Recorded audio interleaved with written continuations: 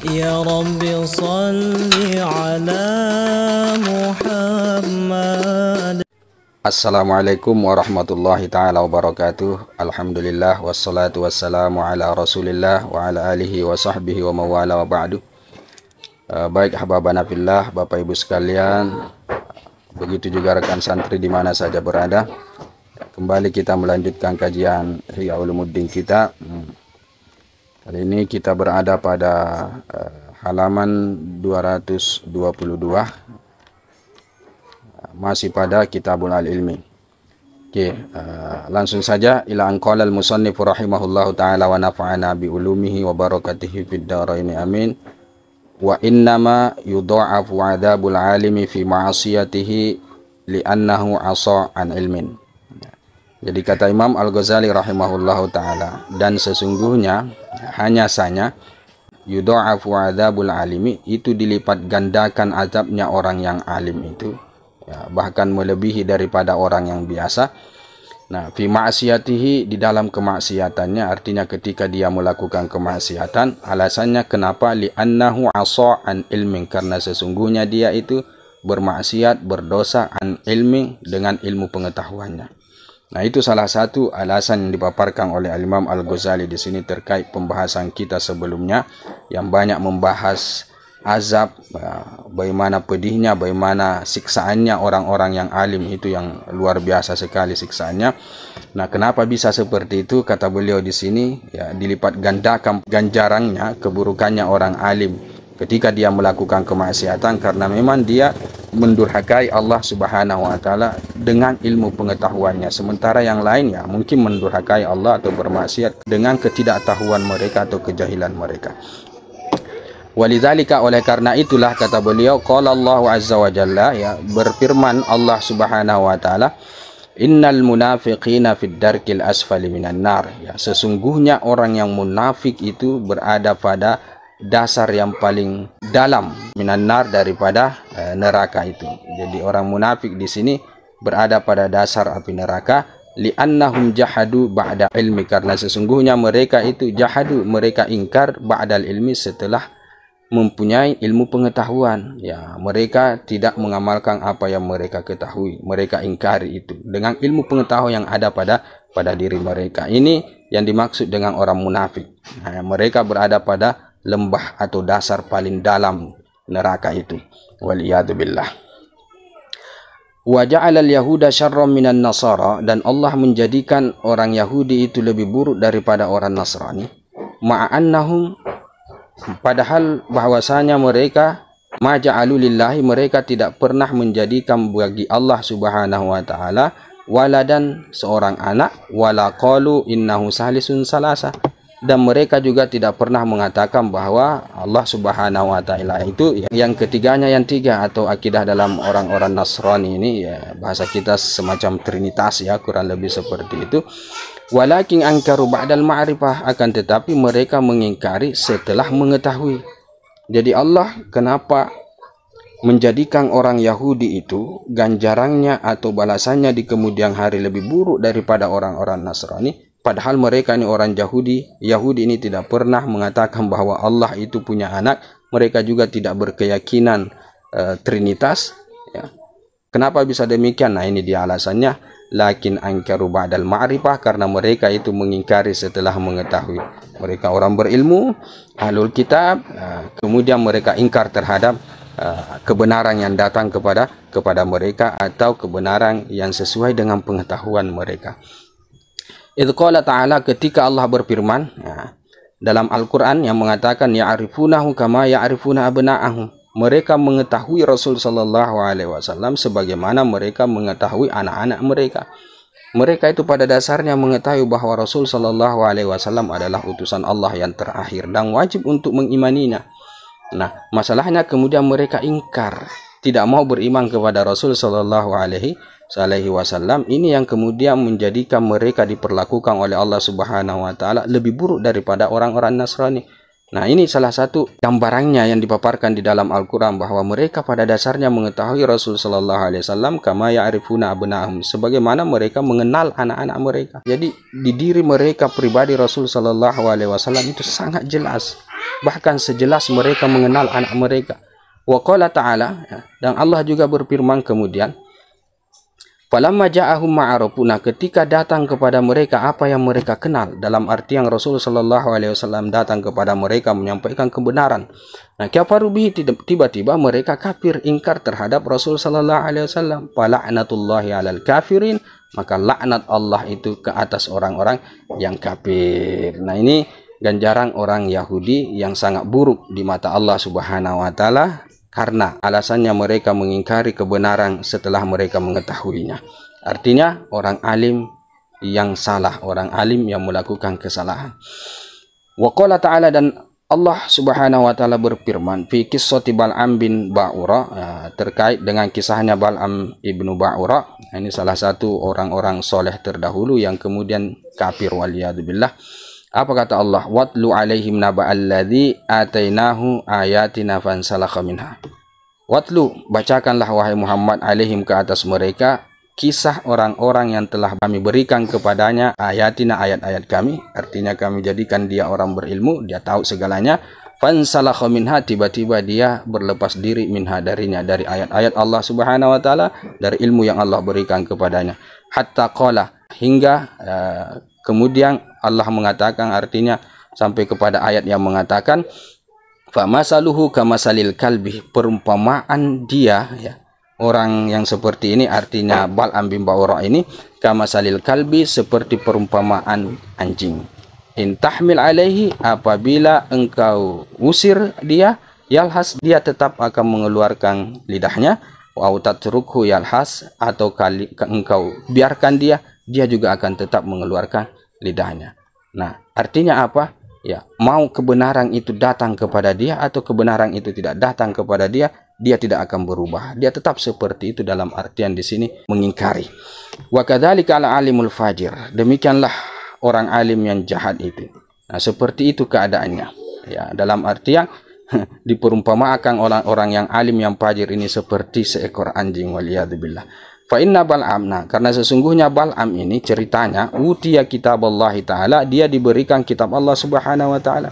Fa akhlada ila syahawati, tiba-tiba dia tetap di dalam syahwat nafsunya itu. Akhirnya apa? Syubbiha bil kalbi, diserupakanlah dia oleh Allah Subhanahu wa taala dalam ayat ini dengan anjing. Artinya sawaun utiyal hikmata aw lam yu'ta, sama adanya apakah dia diberikan hikmah, ilmu pengetahuan, aulam yu'ta, ataukah tidak diberikan ilmu pengetahuan, fahuwa yalhasu ila syahwat, dia akan tetap menjulurkan lidahnya kepada syahwat. Nah, ini salah satu gambaran atau perumpamaan orang-orang alim yang tidak benar, ya, dalam hal ini adalah diumpamakan seperti anjing yang menjulurkan lidahnya, wal iyadzubillah. Ya.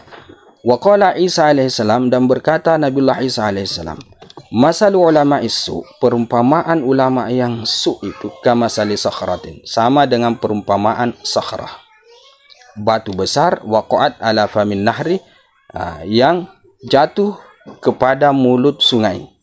Lahiya tashrabul ma', dia tidak meminum air itu, menyerap air itu, walahiya tatrukul ma'a yakhlus ila zar'i, dan dia juga tidak membiarkan air itu yakhlusu, lolos ila zar'i, kepada tanamannya orang.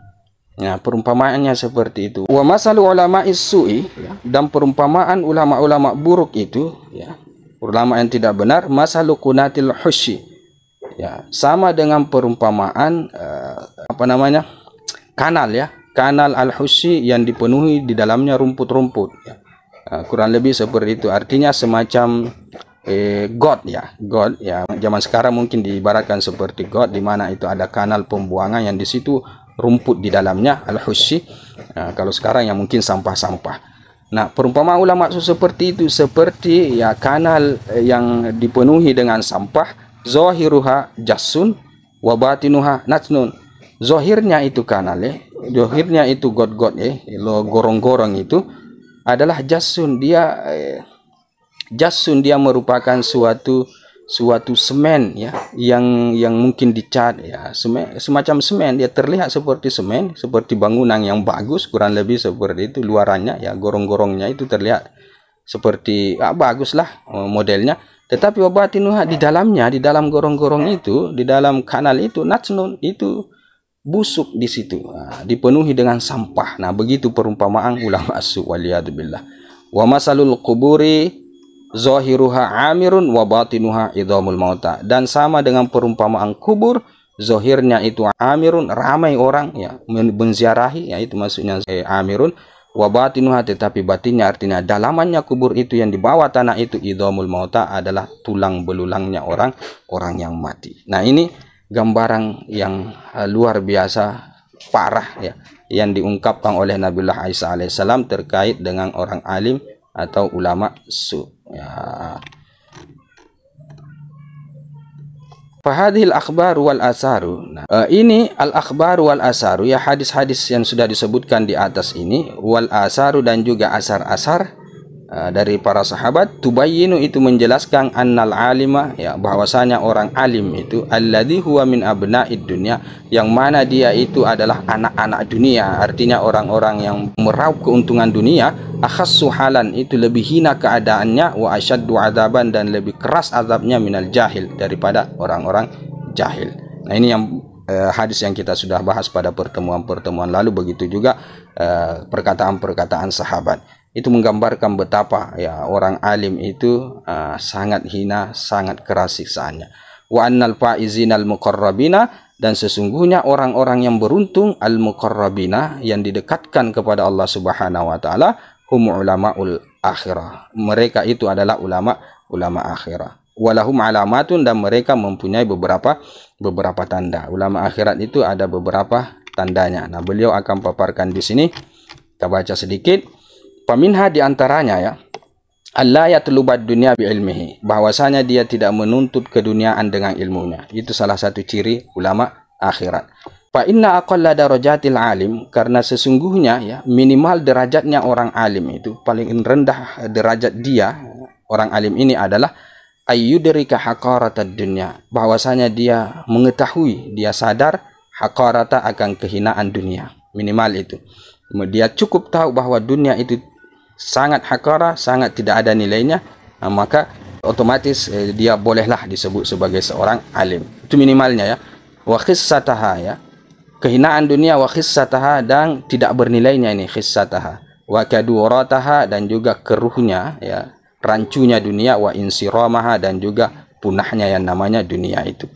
Wa idzamal akhirah, dan dia juga harus mengenal mulianya, agungnya akhirat itu, wadawamaha, dan abadinya akhirat tersebut, wasofa'a naimiha, dan bersihnya nikmat-nikmat akhirat itu, wajalalata mulkiha, dan juga besarnya kekuasaan akhirat tersebut. Dia sadar semua itu. Wa ya'lama, dan dia harus tahu juga annahuma, bahwasanya keduanya dunia akhirat ini mutadaddatani, itu berlawanan antara satu dengan yang lain. Wa annahuma kaddarrataini, dan bahwasanya dunia dan akhirat itu seperti dua perempuan yang dimadu.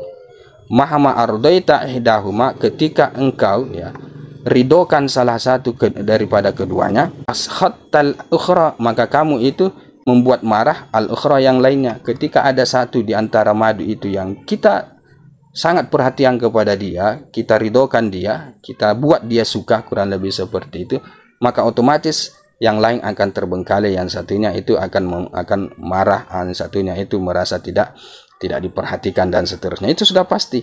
Wa annahuma, dan sesungguhnya keduanya juga dunia akhirat itu kakafatai al-mizan, sama dengan dua neraca ya, dua timbangan ya, dua neraca, kurang lebih seperti itu.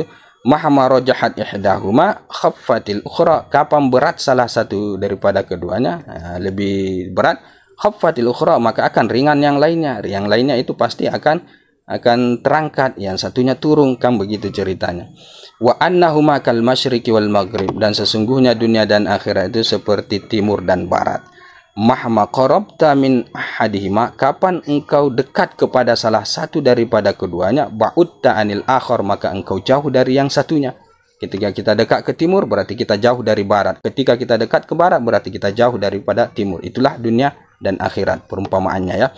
Wa annahuma kaqadahaini, dan sesungguhnya keduanya itu dunia akhirat seperti dua wadah. ahaduhuma mamluun, yang salah satunya itu dipenuhi dengan isi, satunya wadahnya penuh dengan isi, wal akhar, dan yang lainnya yang satunya farigun, kosong. Nah, kemudian kita tuang kepada yang kosong itu, yang berisi kita tuang kepada yang kosong. Fa biqadri ma tasubbu minhu fil akhar, ya, hatta yamtali'a yafrugu al akhar. Nah, sekadar apa yang engkau tuangkan dari yang berisi itu fil akhar kepada yang satunya, yang kosong itu, hatta yamtali'a, sampai dia penuh, yafrugul akhar, seperti itulah juga kosongnya yang lainnya, artinya yang engkau tuangkan itu. Jadi sebagaimana kau tuangkan dia yang berisi kepada yang kosong, nah maka yang kosong itu akan terisi dengan berkurangnya apa yang kita tuangkan kepadanya. Ya pasti itu. Kalau yang satunya berisi, yang satunya kosong, yang satunya kosong, yang satunya berisi.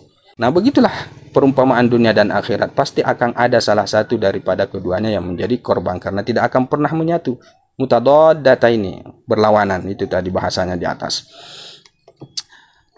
Fa innamal la ya'lamu haqaratad dunya, sesungguhnya orang yang tidak mengetahui betapa hinanya dunia, wa kadurataha, dan juga keruhnya yang namanya dunia, wa imtizaja ladzatiha bi alamiha, dan bercampurnya kelezatan dunia itu dengan alamiha, dengan sakitnya dunia itu, penderitaannya, kurang lebih seperti itu.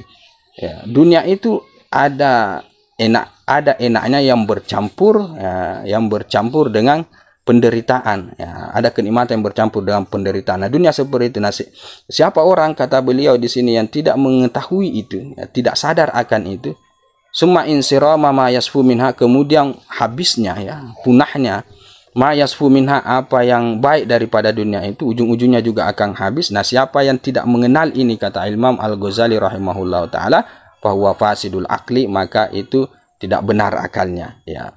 Fa innal musyahadata wat tajribata tursyidu ila dzalika, karena al musyahadata, faktanya yang kita lihat ini, wat tajribata, dan juga sesuai dengan pengalaman-pengalaman itu, tursyidu, mengarahkan kita ila dzalika, kepada yang demikian itu. Kepada apa? Bahwasanya dunia itu haqarah, dunia itu keruh, dunia itu baiknya itu bercampur dengan tidak baiknya, kemudian dunia itu punah.